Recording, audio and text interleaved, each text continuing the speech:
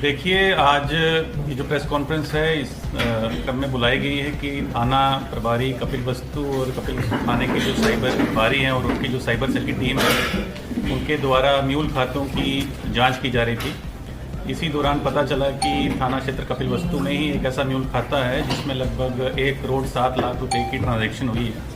उसकी जब विस्तृत जांच की गई तो पता चला कि इस खाते में साइबर फ्रॉड की धनराशि आती थी और फिर इसी खाते से आगे कुछ और खाते हैं जिनमें जाती थी और फिर उसमें ये लोग कैश विड्रॉल करके अपने निजी खर्चों के लिए पूरा कर रहे थे।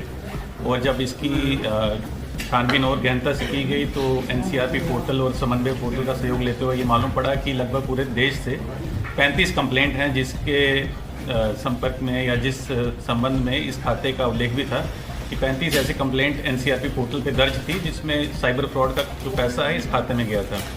तो उस पर थाना प्रभारी और उनकी टीम द्वारा कार्रवाई करते हुए 5 अभियुक्तों को गिरफ्तार किया गया है, जिनका नाम है शहजाद खान, आशीष मिश्रा, परवेज़, अब्दुल अहद और मोहम्मद वसीम। ये 5 लोग थाना क्षेत्र कपिल वस्तु के रहने वाले हैं और इनके पास से जो बैंक स्टेटमेंट निकली उससे भी इस चीज़ की पुष्टि हुई और जो इन्होंने पैसा उसका उपयोग किया उसमें 7-8 मोबाइल फ़ोन, स्मार्टफोन्स मिले इनके पास, कुछ कैश मिला है, गाड़ी मिली है, मोटरसाइकिल मिला है, उन सबको जब्त किया गया है और आज इनको जेल भेजा जा रहा है।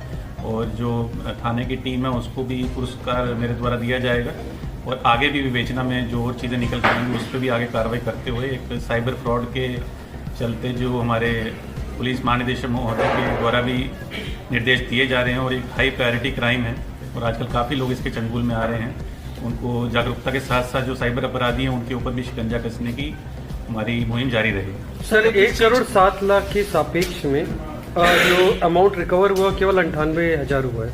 सर, इसकी बाकी रिकवरी कैसे? जैसा मैंने बताया कि ये जो खाता था ये एक म्यूल खाता था। अब आगे इस खाते से और भी लेयर होंगी, कहाँ कहाँ कैसे कैसे आगे पैसा देते थे, क्योंकि आजकल जो हमने अभी देखा है ट्रेंड जो है कि जो साइबर फ्रॉड कर रहा है वो अपने खाते में पैसा नहीं मंगवाता, किसी और के खाते में मंगवाता है और उसके खाते से भी आगे 4-5 ऐसे खाते हैं जो हो सकता है कि खाता म्यूल खाता है या किराए पे लिया हुआ खाता है, उसके माध्यम से कुछ कमीशन लेके या कुछ परसेंटेज फिक्स करके आम आदमी को कभी कभी जाने अनजाने में भी ये लोग उससे मनी लॉन्ड्रिंग भी करवाते हैं। तो ये विवेचना का विषय है, इसमें आगे भी और तफ्तीश अभी जारी है। सर, ये किस चीज़ का रुपया था, कहाँ से आया था, क्या इसकी पुष्टि हुई है? बताया जा रहा कि हैदराबाद, चेन्नई, कश्मीर से सब जुआ का जो डॉलर में रुपया कन्वर्ट हो गया था, ये उस तरह का पैसा था? नहीं, ऐसा अभी तक इसमें उस चीज़ का नहीं है। ये है साइबर फ्रॉड जो होता है, जैसा आप जानते हैं, अगर आपके साथ या हमारे साथ या किसी भी हमारे परिचित के साथ साइबर फ्रॉड हो तो उसकी आदमी शिकायत करता है 1930 एक साइबर हेल्पलाइन है।